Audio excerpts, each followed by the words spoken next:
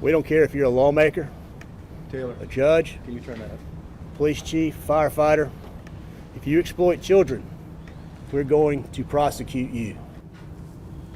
Former state lawmaker R.J. May learning his fate in a disturbing child porn case. Why the feds say the message it sends is even bigger than that horrifying case itself. Plus, the roads we drive in South Carolina need a facelift. It's not a secret. With the State House open for business again, we look at the more than $1 billion request from the governor to make sure the roads are upgraded and we don't end up breaking down in the lanes. Abortion in Republican legislator. Abortion dares not co-sponsor this bill. Shame on you. Abortion in South Carolina.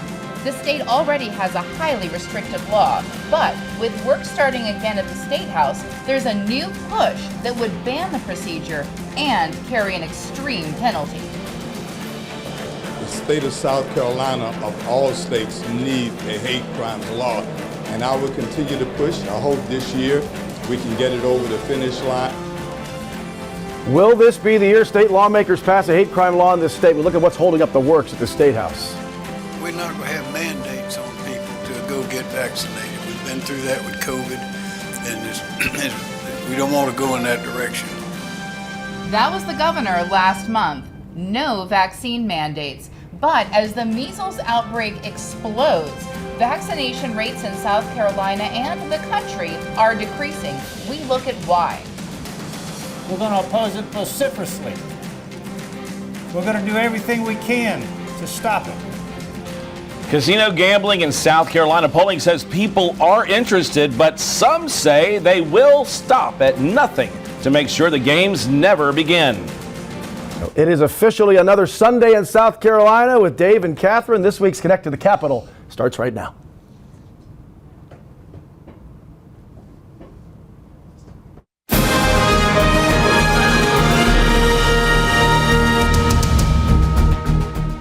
Protect children from. In public, he would support kids, sponsor the bills, and in private, he'd abuse them. Here, right? He's a predator.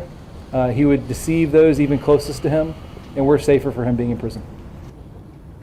R.J. May, sentenced to 17 and a half years in federal prison. We learned more disturbing details about that federal child porn case against him that we have been talking about for quite some time now. This is the end of a very dark chapter, and that's where we begin on a Sunday morning. Certainly not anything we want to begin with on any morning for that matter. Catherine Glenn Foster, Dave Wilson, back in studio with us today. This case speaks to a lot of different things.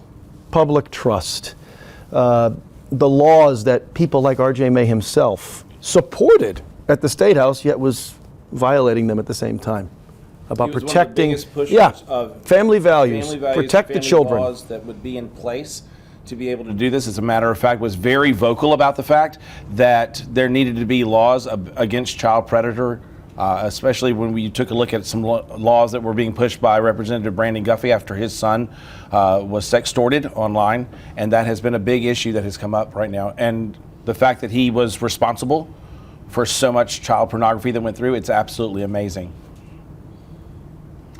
The real question for me is, when you look at the sentencing, what is going to change during that time? Because we have this tradition in our country of retribution, of throwing someone in jail for a period of time and expecting them to change miraculously, when we know that unless there's rehabilitation, unless they get treatment and are actually rehabilitated, it doesn't matter whether they're in for 1 year or 50 years, they can come back out and do the exact same thing. So that for me is the real concern, because he may have gotten 17 plus years, but what's going to happen during those 17 plus years?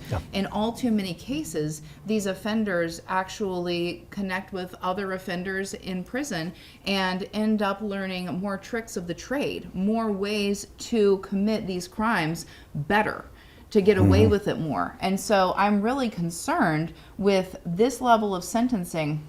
We need a level of sentencing that takes the predator off the streets, that ensures that that our streets are safe, our children are safe. But if in 17 and a half years, or potentially less, we are in the exact same situation, then what have we really gained 17 and a half years of safety, but then years more afterwards. So I would like us to take another look at what we're actually doing to fix this problem at the source. Yeah, because during this past year at the State House, a lot of motion was made forward in terms of making it easier to find offenders, but that doesn't speak to the real rehabilitative nature that you are talking about here. Great, we need easier methods to get them, like with the warrants and subpoenas and things of that nature that the Attorney General spoke about. Well, we always had to wait on the feds. Not anymore.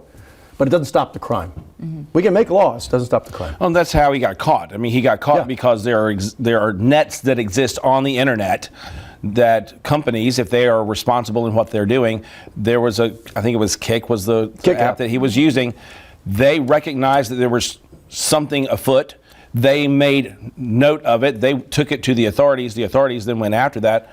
And that's what turned around and got that whole ball rolling, which had been rolling already for way too long for him to have gotten to this point. Yeah. I don't want to go into any more of the details of this case. We learned more during that federal hearing the other day. It's disgusting. And that's where we're going to leave it.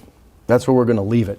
17 and a half years, R.J. May, out of the public eye, and we'll see what happens in that time, like you spoke to. What are we going to do to make sure others like him actually get some treatment? And children are safe, not only for the next 17 and a half years, but then for the following decades. Because no child deserves any hint of what he was perpetrating. No. And it's really about keeping the children safe. It's about protecting our nation's, our state's children. So what are we going to do to make sure that they will be safe when he's back out on the streets? Absolutely. All good points made this morning, as always. When we come back on Connect to the Capitol, another safety issue, the roads and bridges we drive every day. A lot of them are in bad shape, and there's a lot of money being requested to fix those. That's when we come back.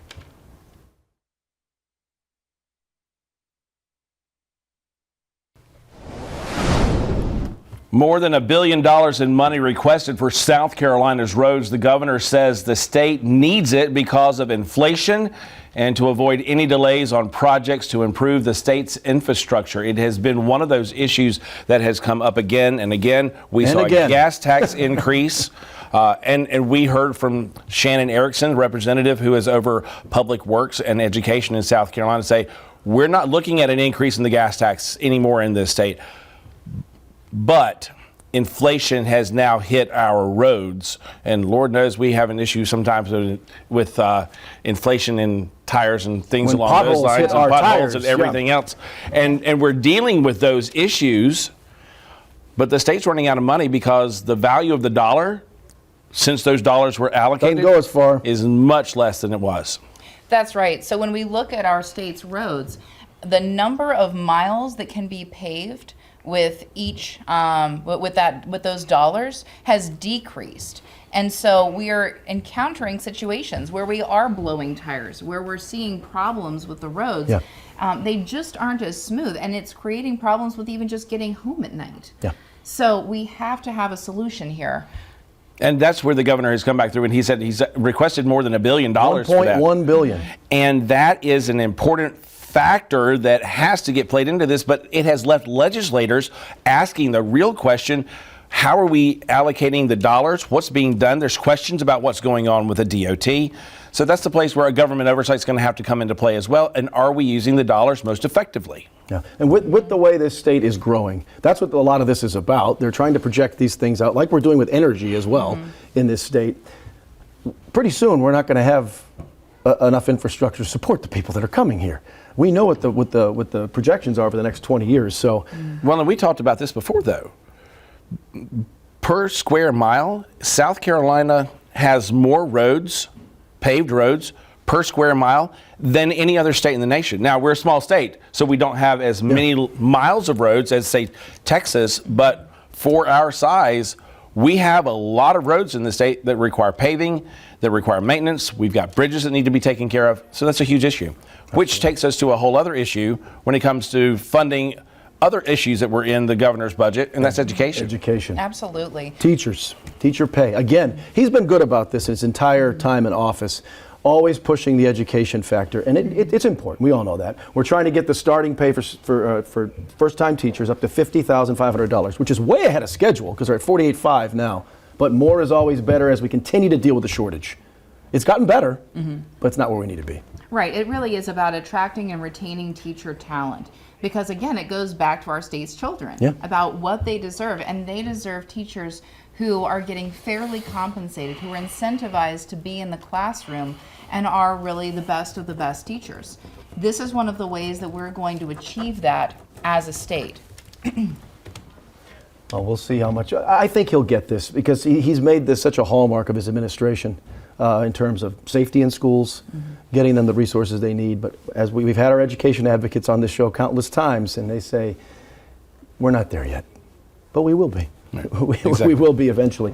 When we come back, a topic we probably didn't expect that we'd be talking about this legislative session as it continues, but it's back on the forefront with the return of a lawmaker who's been gone from the state house for a while. We're talking about abortion. We come back on Connect to the Capitol.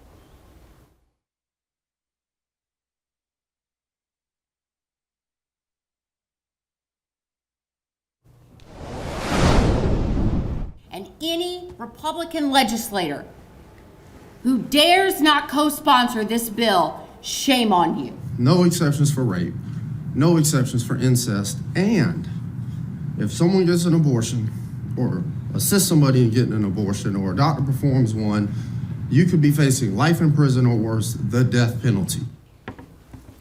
In 11 out of the last 13 sessions, lawmakers have addressed abortion.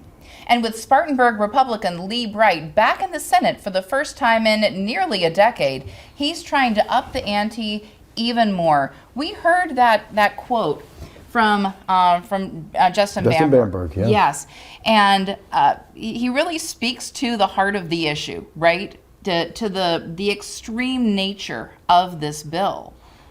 This is an issue of not addressing the core issue that's going on. They're fighting so hard right now to figure out a way to punish people.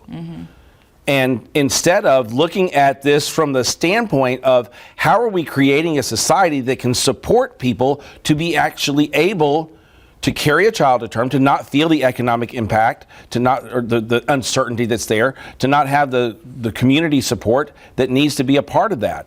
And I think when you turn around and you say we're going to throw around and put the death penalty into this, it is an extreme situation right now. I don't even know if extreme goes far enough. I don't think that it is. It really is about, for a lot of people, a lot of folks, the carrot or the stick. You know, are we going to offer a carrot to incentivize, to enable and empower young women, young men, their partners, because, you know, you don't get pregnant alone, to be able to choose life? And that's a wonderful thing. You know, we can all agree, a baby being born, wonderful thing. But instead, a lot of people are turning away from the social safety net, are saying, no, we don't want to support, we don't want to offer these incentives, tax, whatever they might be. Allowing people to actually make that choice and be enabled to feel that, in fact, those concerns that they have, which by and large are relational, financial, or not feeling ready to be a parent, those are the top 3 reasons for abortion. Those are issues that we can address as a humane society. And instead, when people say, no, we don't want to address that, let's not put out more social safety nets, let's instead put the death penalty on the table, then it really it brings to mind what a lot of critics say, that in fact this isn't at all about life or children or childbirth, it's about controlling women. And that is the place that Bright has now come back in and created a firestorm just to be a firestorm coming back into the Senate. Let's be as extreme as we possibly can, instead of asking a real Republican answer to a question, which is something along the lines of, okay, let's figure out what tax incentives can we put together for families to be able to consider carrying a child to term. Right. What needs to be done to make sure that maybe let's figure out a way to make birth free. It's an issue that you've been working on in the past, so that the cost of childbirth, which is tens of thousands of dollars, to be able to actually give birth to a child, what is it, close to $19,000. Yes, on average. This is an absolute backwards look at how we do this. Your carrot stick is a prime example to turn around and say, we're going to just turn around and punish anybody who does this, instead of looking for what the Republicans would consider to be conservative solutions. Pro-family issues. How do we turn around and make it more possible for people to have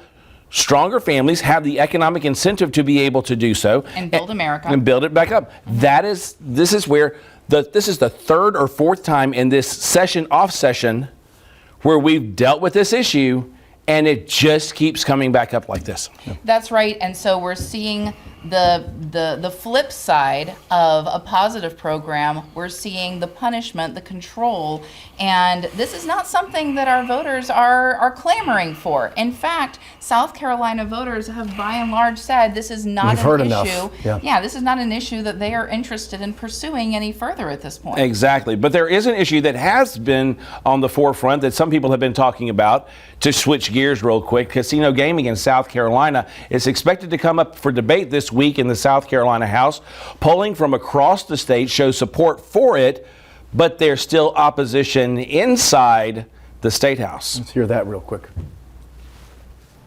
And this group of people behind me today, they're not taking campaign contributions from casino money. Because there's a lot of interest, moneyed interest, in having casino gambling in this state. And we're going to oppose it. We're going to oppose it vociferously. Well, that's the faction of family values that says we don't need this. But as you alluded to, Dave, we looked at polling numbers on this months ago. The majority of South Carolinians are in support of this. That's right. And there are a lot of things that we may not need. Yeah. We were just talking right before the show here. I went to an all-you-can-eat seafood sushi buffet a couple nights ago for my daughter's birthday. And I overate the sushi. That does not mean that we should ban the sushi restaurants. I got sick. That was your fault. That's your choice on that one. Yeah, exactly. But that doesn't mean that we ban the buffet. No. And that's where 90% of South Carolinians in polling have turned around and said, the government does not need to be the one to turn around and tell me how to spend my money. And you have folks like Senator Richard Cash, Representative John McCravey. You have all the family and church groups that are coming out now saying, these are the social ills that are coming into South Carolina, and completely missing the fact that you're talking about 4,600 jobs coming to an economically depressed area. You're talking about over $100 million a year in new tax revenue. And Representative Bruce Bannister, the chairman of House Ways and Means, came out earlier this week and said, listen, I'm going to put an amendment on the bill that says we're going to put about 35% of that money towards conservation, which is a big issue for the governor, veteran services to take care of our military, and then use that money to do something, because as we talked about a little while ago, we got to come up with another $1.1 billion, according to the governor, to be able to fix our roads and to continue to pay for our inflated cost of roads and bridges. They can find some of that at the craps table. Exactly. From we drive up and down 95 a lot. From North Carolina to Florida, there is a gap in casino gaming, and we know where our folks are going. Our people are going either They're getting on the bus and going to North Carolina. Absolutely. With church groups sometimes. Right. Well, it's interesting because if you take a look at license plates in the casinos in North Carolina, 40% of them are South Carolina license plates. So we're taking our money to North Carolina, and now you've got the Lumbee tribe, who's now been federally recognized. If that's the case, then they're talking about the potential of opening up a casino right across from south of the border, so just north of the border in this particular case. Go past Pedro's little sombrero that we pass all the time going on back and forth on 95. But that's going to turn around and pull money right back out of South Carolina into North Carolina all over again. All right. We're going to hear a lot about that in the months to come, for sure. And it might just get across the finish line, I have a feeling. When we come back, we're talking about public health. Right now, measles is absolutely skyrocketing in this state, and some other things are not. That's when we come back.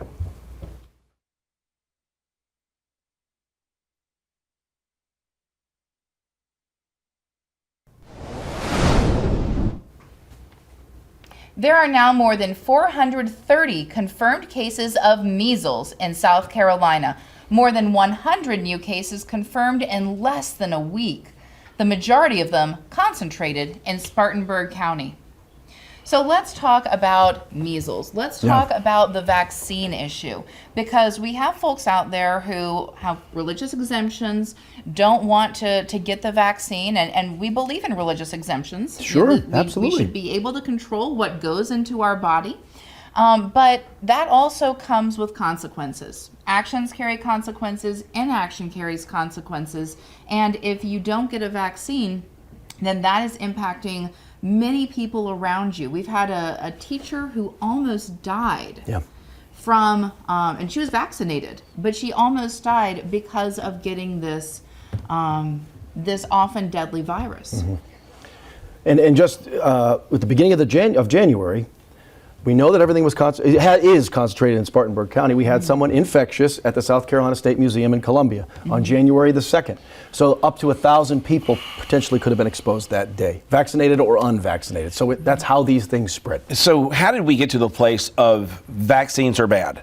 There's always been a small segment of Americans who've been questioning about vaccines. There's questions about whether or not they have an impact on autism, and you've got 1,000 different directions that people have taken on that particular issue. But when COVID came out and mandates came into place, I'm sorry, especially in certain areas of South Carolina, Spartanburg County being one of them, there's a response to that says, heck no, I'm not going to be the one having government telling me what to do. But we have always had mandates. I remember back when... Just to start school. Exactly. When my daughter was starting school, and so she's going through the vaccine protocols, and because we were living Maryland, she was going to school in D.C., and so the protocols were a little bit different. She got a vaccine about 2 days too early and had to go back and get it all over again. It was this whole process. So it has been mandated with exceptions, but then again, there would be consequences. And where does that end? Because if you can have a religious exception to taking the vaccine, getting the vaccine, then what about the teacher? Does she have a religious exception to potentially teaching someone or being in a classroom with unvaccinated kids? What's the disclosure for that? And at what point is there a medical exception because this virus is spreading? It is, and it's something that we really got to keep an eye on, because over 100 new cases in less than a week recorded. That's troubling. Again, concentrated in one area, but that doesn't make it any less frightening, for sure. We've got about 2 minutes left. One thing we want to take a quick look at, and this might be the extent of the talk it gets in the legislative session, unfortunately for some people who support this, hate crime legislation. We got a quick soundbite on that. The state of South Carolina, of all states, need a hate crimes law, and I will continue to push. I hope this year we can get it over the finish line. Again, there's Darrell Jackson saying he's going to push for a hate crime legislation. Senator Shane Massey also speaking about that topic, saying he doesn't think there's support in the Senate for it. He's been ringing that bell for a couple years now. Yes. The House has passed it. Does this change this year, or are we still going to be at a stalemate at the same time next year? Personally, I fear that we will not change without something big happening. We have been having the same conversation for years, the same debates. There are points on both sides, but at the end of the day, it takes a lot to push us to action. And I think it's going to take a tragedy. Another tragedy. Because we've had one. We have. And the bill is named after one of the men that was lost in that, one of the fine senators, Clementa Pinckney, 10 years ago, and still hasn't registered with his former colleagues. So what does it take? I don't know. We got about 45 seconds left. Governor's race starting to take shape. Well, it's been taking shape, but now it's really going to start heating up. Running mates. We got one at least we know about. Senator Mike Rickenbach was chosen by Attorney General Alan Wilson to be his running mate. He's a second-term senator out of Florence County. He actually replaced Hugh Leatherman after Leatherman passed away several years ago. And so we're going to start seeing how the different campaigns figure out how they bring a balance to their ticket. And that'll be an interesting thing to see, especially as we go over the next few weeks and get ready for the whole session to be coming to a head in June with the primary. It'll be coming to a head tomorrow, or at least on Tuesday. But maybe we'll have more running mates to talk about next week. Dave, Catherine, thank you again. Great to have you back in studio. And great to have all of you watching on this Sunday in South Carolina. We'll see you next week. Have a good week.